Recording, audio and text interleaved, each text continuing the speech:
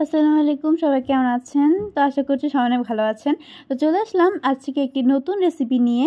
আর এই রেসিপিটা কিন্তু আমার আম্মু আজকেই তৈরি করেছে এবং এই রেসিপিটা এতটা মজা হয়েছে যে আমি আজকেই এটা আপনাদের সাথে শেয়ার করছি। তো ভিডিওটি ভালো লাগলে কিন্তু লাইক কমেন্ট শেয়ার করতে একদমই ভুলবেন না। আর আজকে আমাদের রেসিপিটি হচ্ছে ড্রাগন কেক। কে কে খেয়েছেন এই মজাদার ড্রাগন কেক? দেখেই কিন্তু বোঝা যাচ্ছে কতটা স্পঞ্জি হয়েছে এবং কতটা মজাদার।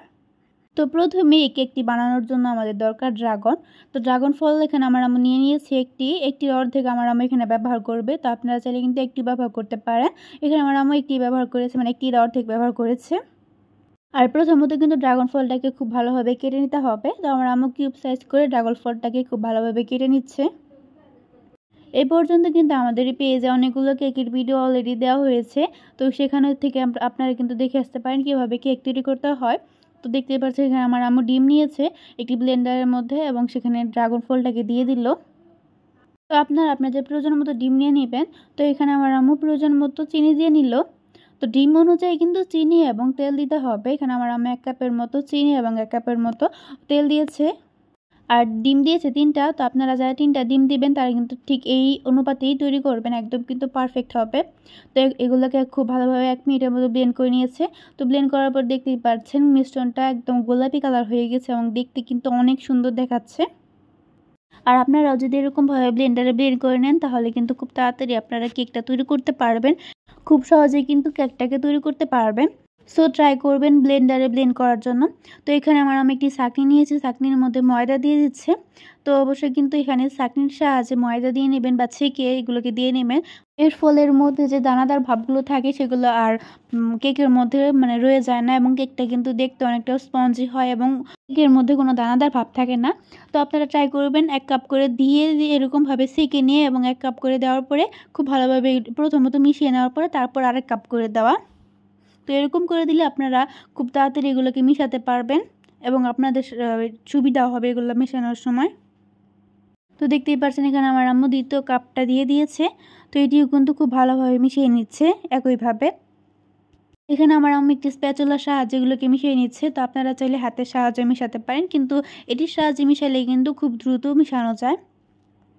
আর কেকের ডোটা যত ভালো করে মিশাবেন এবং যত ভালো তৈরি করবেন কেকটা কিন্তু খেতে ততই মজাদার হবে। সো ট্রাই করবেন কেকের এই ডোটাকে খুব ভালোভাবে তৈরি করার জন্য। এবং এরপর এখানে আমার আম্মু গুঁড়া দুধ দিয়ে দিল 3 চামচের মতো। তো আপনারা আপনাদের প্রয়োজন মতো দিয়ে নেবেন গুঁড়া দুধ। এখানে আমার আম্মু 3 চামচ ব্যবহার করেছে। তো গুঁড়া দুধ দেওয়ার পরে খুব ভালোভাবে এগুলোকে মিশিয়ে নেওয়া হচ্ছে।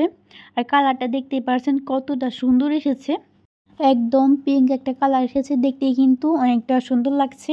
তো দেখতেই পাচ্ছেন আমার আম্মু কিন্তু খুব ভালোভাবে এগুলোকে মিশিয়ে নিচ্ছে। তো হাতে টাইম রেখে কিন্তু আপনাদের এই কাজটা করতে হবে এবং ভালোভাবে এই ডোটা কিন্তু খুব ভালোভাবে মিশিয়ে নিতে হবে। তো এখানে আমার আম্মু ইনো দিয়ে দিল। তো আপনারা ট্রাই করবেন ইনো দেওয়ার জন্য, কারণ ইনো দিলে কেকটা ফুলে কেকটা খেতেও মজা লাগে এবং কেকটা কিন্তু অনেকটা স্পঞ্জি হয়। তো ট্রাই করবেন ইনোটা দেওয়ার জন্য। এরপর এখানে আমার আম্মু বেকিং পাউডার দিচ্ছে। তো এখানে আমার আম্মু 1/2 চামচের মতো বেকিং পাউডার দিয়েছে। তো আপনারা এই ইনো বা বেকিং পাউডার যেকোনো একটি দিতে পারেন, কিন্তু দুটি যদি দেন তাহলে কিন্তু কেকটা আরও বেশি সুন্দর হবে, ফুলবে এবং খেতেও কিন্তু অনেক মজা লাগবে। এরপরে এই 2টি মিশ্রণ দেওয়ার পরে কিন্তু আমার আম্মু খুব ভালোভাবে কেকটাকে অনেক ভালোভাবে মিশিয়ে নিয়েছে। তো আপনারা ট্রাই করবেন খুব ভালোভাবে মিশিয়ে নেওয়ার জন্য। তো এরপর এখানে আমার আম্মু ড্রাগনগুলোকে দিয়ে দিল, যেহেতু এটা ড্রাগনের কেক। আপনারা চাইলে কিন্তু এখানে টুটি ফুটি কিংবা অন্য ধরনের অন্য কিছু ব্যবহার করতে পারেন, অথবা মোরব্বাও কিন্তু ব্যবহার করতে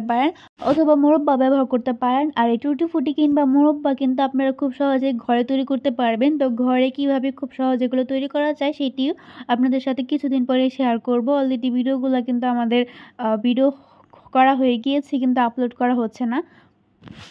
তো দেখতেই পাচ্ছেন এরপর এখানে আমার আম্মু কয়েকটা উপর দিয়ে দিল, ড্রাগন ফলগুলোকে দিয়ে দিল, এটা শুধুমাত্র সৌন্দর্যের জন্য। তো এরপর এখানে আমার আম্মু একটি পাতিলের মধ্যে বালু নিয়েছে এবং বালুর উপরে স্ট্যান্ডের উপরে এইটিকে বসিয়ে দিয়েছে কেকটিকে। তারপরে 30 মিনিটের মতো অপেক্ষা করার পরে দেখতে পাচ্ছেন আমাদের কেকটি কিন্তু একদম পারফেক্ট হয়েছে এবং একটি কাঠি ঢোকানোর পরে দেখা যাচ্ছে কাঠিটা একদম সুন্দরভাবে বেরিয়ে আসছে। তো এরপরে আমাদের কেকটি কিন্তু একদমই পারফেক্টভাবে রেডি। এবার হচ্ছে কেটে দেখার পালা। তো দেখতেই পাচ্ছেন কেকটা কিন্তু কতটা সুন্দর হয়েছে এবং দেখেই বোঝা যাচ্ছে। তো ভিডিওটি ভালো লাগলে কিন্তু লাইক কমেন্ট শেয়ার করতে একদমই ভুলবেন না। আর নতুন নতুন ভিডিও পেতে হলে কিন্তু অবশ্যই আমাদের চ্যানেলটিকে সাবস্ক্রাইব করতে হবে। আর যারা যারা এখনও পেজটিকে ফলো করেনি তারা কিন্তু অবশ্যই পেজটিকে ফলো করে যাবেন, কারণ সামনে আমরা আরও নতুন নতুন ভিডিও নিয়ে আসবো। তো এইবার হচ্ছে কেকটিকে কেটে দেখার পালা। মূলত আমার কাছে কেকটিকে এত মজা লেগেছে যে আমি আজকেই বসে পড়লাম এই কেকটির ভিডিও বানানোর জন্য। আর ভাবলাম যে আপনাদের সাথে শেয়ার করি যে আজকে আমাদের এই কেকটা কতটা মজা হয়েছিল।